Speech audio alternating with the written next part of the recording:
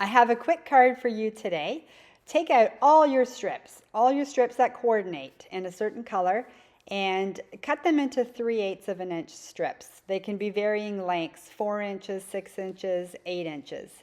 Try to make them all from one designer series paper pack so that, again, they do coordinate with each other. And grab a 3 3/4 of an inch by 5 inch scrap piece of paper, and we're going to start gluing these onto the scrap in a diagonal pattern. So the first piece is going to go at the very bottom, covering the white in the corner and coming all the way across the 3 3/4 by 5 inch piece. We're going to add the next strip about 1/8 of an inch apart. We just want a little bit of white showing, and we're going to glue this one on. I'm of course using some liquid glue here. If your preference is a tape runner or double-sided tape, that works too. This for me is just the quickest, and it's just my preferred glue. So continuing on, just choose the colors at random. I mean, if you've chosen paper from a designer series pack from Stampin' Up, the colors will all be coordinated. So I'm just using dark colors, light colors.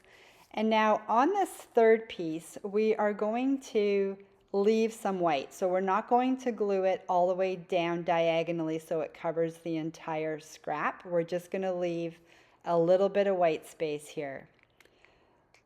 So probably 1/2 inch I've left on the white side. Continuing on again with the next strip, we're going to start at the other end of the paper, and again leave anywhere between 1/2 inch to 1 inch white space on the end. So you want it coming right off one end but not reaching the other end. And we're going to continue this with the rest of the strips all the way to the end, with the last two filling the entire white space like the first two have.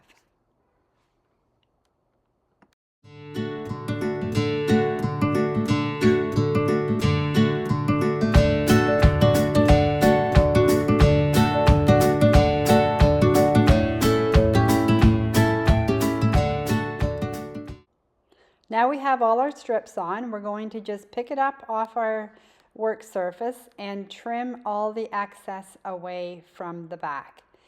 And if you have one flat side to work with, so if you cut all the strips off the top, you can cut the rest in your trimmer, or you can just snip away with your scissors all 4 sides. You just want to snip really close to the card so that you're just trimming away the strips.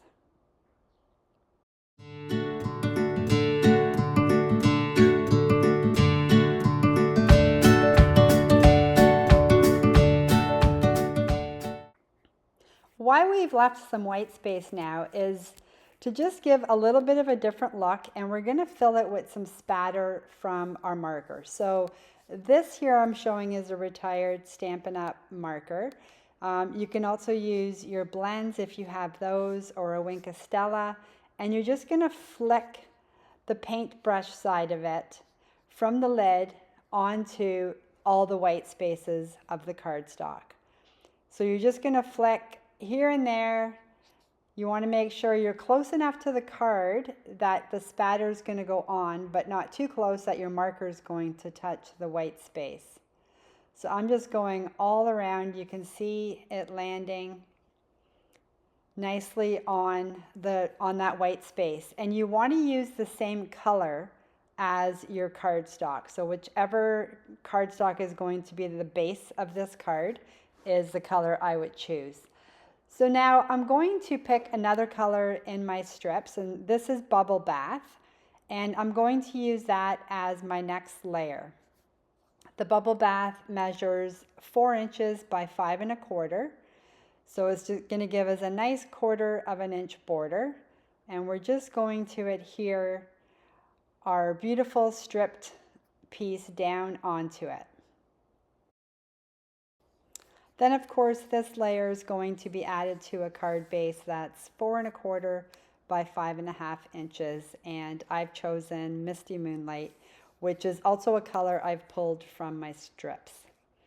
I'm going to show you some finished samples that I've made using this technique, and because the next step obviously is just adding your sentiment and any other die cuts that you may want to add. This first one, I used 2 strips of ribbon and just glued them on with a glue dot. Used a piece of DSP from the package as the background to my sentiment. And then of course added the sentiment, and that entire thing was popped up with dimensionals. On the inside, I just have a strip, 3/8 of an inch strip. And I also wanted to use up the DSP, so put a 4" by 5¼ on the back of the card. This next one, I used a white layer, so 4" by 5¼ white layer on the Misty Moonlight card base. Added some leaf die cuts, and again used a piece of the DSP that backgrounds the sentiment, and put a strip at the bottom instead of the side. And again did the piece on the back that's 4" by 5¼ This one I took a longer piece of ribbon and folded it twice so that 2 ends were sticking out, and I used the beautiful Misty Moonlight as the first layer on top of the Daffodil Delight bright yellow. Put a strip on the other side and then use the bright yellow again for the back. I just feel like the bigger print really looks great on the back as opposed to a smaller print. This next one has the bubble bath for the card base and the Misty Moonlight for the first layer. I have again used some nice leaf and foliage die cuts around my sentiment.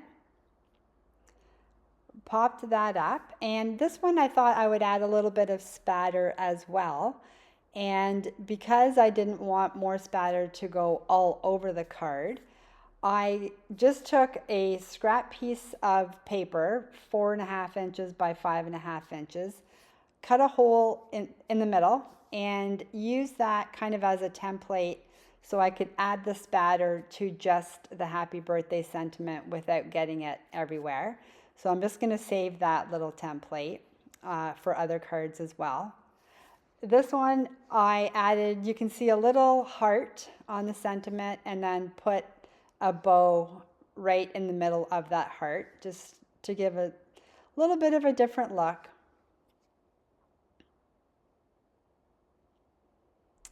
My QR code, if you were to scan that with your camera, it would take you to my Stampin' Up webpage, the About Me webpage, which I would want people that receive my cards to be able to find me there. This next card, I put a tiny little butterfly and added some diamond gems, just for kind of a more of a classy looking card. So many different ideas you can use to spruce up the front of your cards.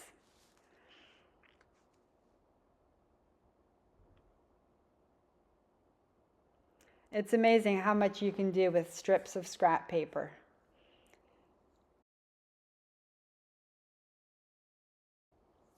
What better way to complete a card than to decorate the envelope, the back, and even a little bit on the front? What I like to do is use up some more strips, even a 3/4 of an inch by 6 inch, glue it across the flap and trim it from the back can make all the difference to your cards. So that's what I've done here with most of these. Sometimes there's even a bit of a wider strip. This one I've used a skinnier strip and a strip of cardstock as well. A little die cut on the front, highlighting the flowers from the DSP. Here's one that completes the entire back flap, and then again another strip. A beautiful set of cards that someone's going to love when I gift them this entire set.